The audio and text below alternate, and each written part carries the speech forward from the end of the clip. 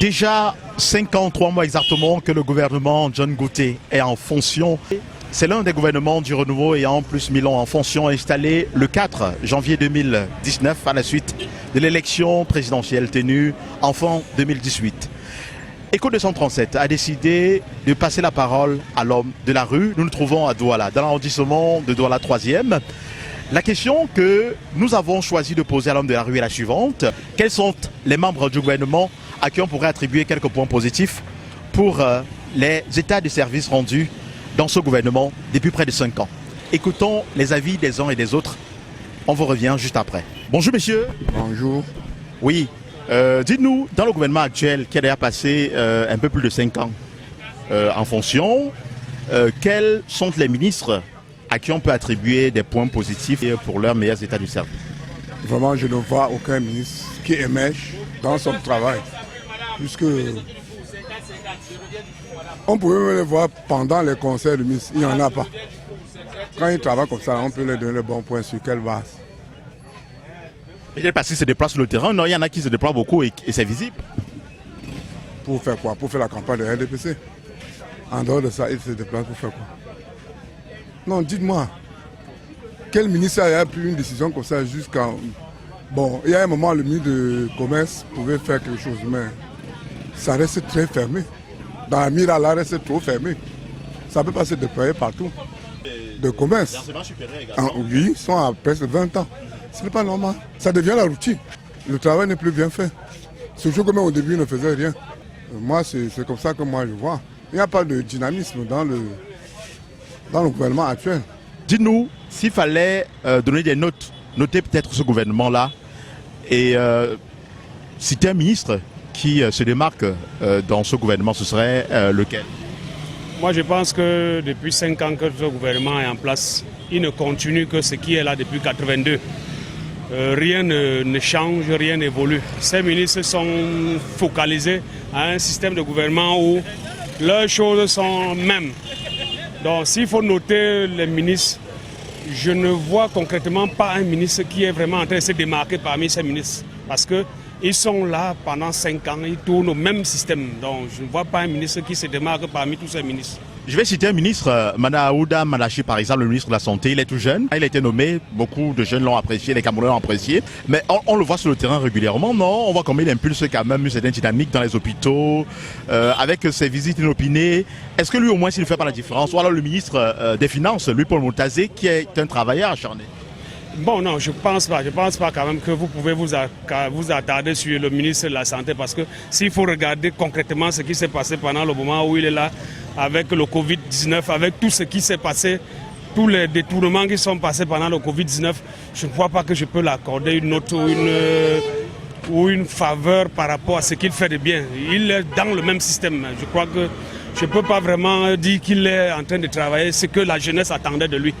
Parce que rien, dans les hôpitaux, vous ne trouvez pas ce qui a changé de vraiment concret. Il n'y a pas. Le reste, c'est le même. Vous êtes toujours mal reçu, toujours torturé à l'hôpital. Rien ne change.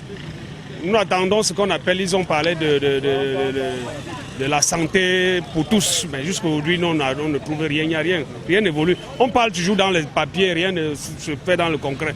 Donc, on ne peut pas l'apprécier, je ne peux pas vraiment lui donner une note favorable par rapport à cela. Monsieur, bonjour. Oui, dans le gouvernement actuel, qui a déjà passé un peu plus de 5 ans au pouvoir, s'il fallait donner quelques points positifs à certains membres du gouvernement, ce serait lesquels? À mon humble avis, moi je pense que je ne donnerai pas de points à qui ou qui que ce soit. Il y a des ministres qui ont peut-être essayé, d'autres qui n'ont pas voulu peut-être faire quelque chose, mais moi je préfère les mettre dans le même panier parce que c'est un gouvernement. Selon moi, ils auraient dû travailler en synergie, de manière que si tel ministre veut travailler, il doit regarder aussi même le travail de l'autre.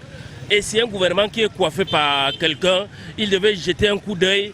Et le problème n'est pas que certains sortent du lot, ce n'est même pas l'essentiel là-bas. Selon moi, je pense qu'on aurait dû demander à tout ce gouvernement de travailler dur, parce que vraiment, je crois que ce gouvernement a montré ses limites, vraiment, c'est pas facile. Chaque Camerounais voit, vraiment, ils n'ont pas fait ce que le Camerounais lambda attendait. Moi, je pense comme ça. il devait encore revoir la stratégie. Sinon, c'est pas bon. D'après moi, personne parmi eux. S'il faut dans un plan général, même demi-point, je ne donne à personne. Oui, parce que s'il faut aller point par point, vraiment, je ne vois aucun membre du gouvernement qui s'est démarqué. Vous n'êtes pas un peu trop dur là? Ce n'est pas que je suis dur. En entrant dans le détail, vraiment, je ne vois personne. Même celui qu'on pouvait l'arriver, il a voulu un peu se démarquer. Après, on a vu la suite. C'est le ministre de la Santé. C'est l'arbre qui cache la forêt. On a des dispensaires sans médecin, sans infirmier, sans plateau technique. On nous montre des dispensaires vraiment délabrés entièrement. Dans un plan général, je ne suis personne. Mais que pensez-vous de Télésiste Ketia Cortez, qui est le ministre de l'Habitat et du Développement urbain? Étant mais elle a beaucoup de bien travaillé, tout le monde apprécie Baganté, non? Mais depuis qu'elle est ministre, est-ce que c'est le même cas? Non, ce n'est pas le même cas. Qu'est-ce qui a pu se passer entre vous? Qu'est-ce qui a pu se passer entre temps? Oui, bon, c'est vrai qu'elle a voulu un peu nous impressionner en allant à Baganté chercher les engins pour aller à Yaoundé travailler. Bon, par la suite, je ne sais pas si c'est le RDPC qui l'a empêché, la continuité, ou alors elle voulait juste elle voulait juste nous impressionner. Parce que vraiment, non, maire et ministre, c'est deux personnes différentes. Vous voulez dire quoi? Vous voulez dire que le gouvernement camerounais, une fois qu'on vous appelle, même si vous êtes un bon travailleur, ça vous rend médiocre? Effectivement, bien médiocre. Vous ne faites pas ce que vous avez la pensée de faire. Vous ne venez pas satisfaire le peuple, mais vous venez plutôt satisfaire le gouvernement. Bon, moi particulièrement, j'ai toujours l'habitude de dire que le slogan, si pour parler du parti, du RDP, c'est que le peuple doit souffrir. Ça, c'est le slogan, le peuple doit souffrir. On ne comprend pas comment quelqu'un peut partir d'un poste, par exemple, de mairie, bien, mais tu te retrouves ministre, ce n'est plus encore la même personne. Qu'est-ce qui s'est passé? Moi, je me dis que c'est le gouvernement qui empêche, qui leur demande que non, on ne vient pas ici travailler, on vient manger. On vient ici manger, on ne vient pas travailler. En réalité, moi, je ne vois aucun, parce que tous sont là depuis au moins 5 ans. Je crois que le dernier gouvernement a été formé en 2019 ou 2018, quelque chose de ce genre-là. Donc, de ma part, lorsqu'on voit la situation politico-économique du pays, encore même sur le plan social, je ne vois pas là où, n'est-ce pas, on peut attribuer un point positif à qui que ce soit. Même les nouveaux entrants, moi, je ne trouve pas. Mais à un moment, il y a une certaine opinion qui apprécie l'action du Premier ministre, chef de gouvernement. Oui, le Premier ministre, il n'a pas un portefeuille spécifique.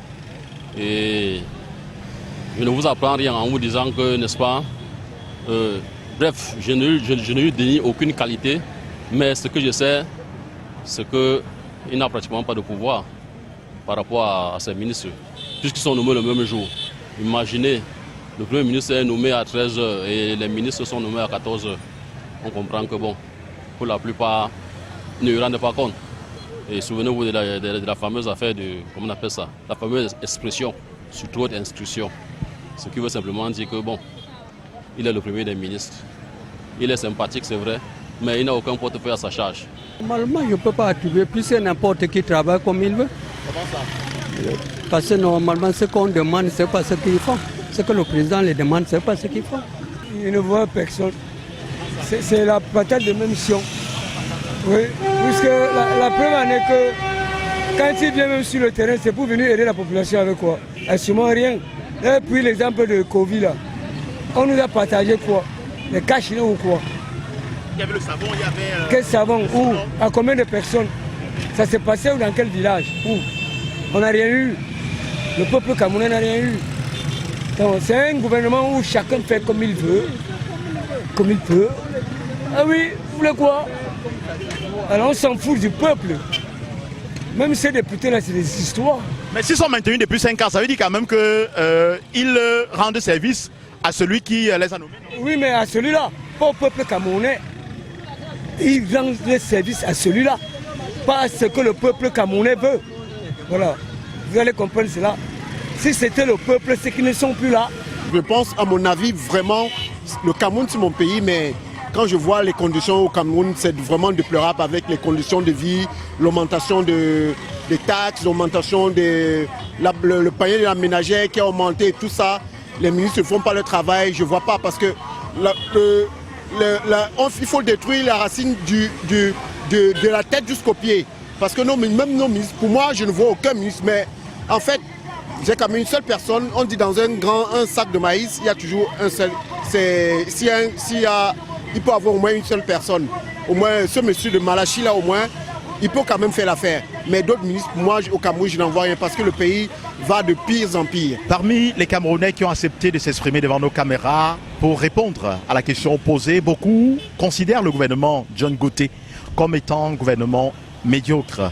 Les répercussions de l'action de ce gouvernement se font ressentir dans l'économie du Cameroun.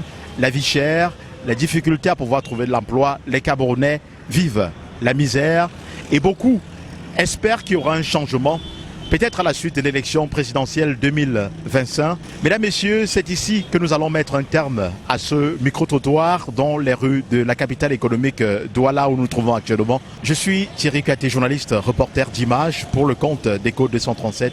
À bientôt.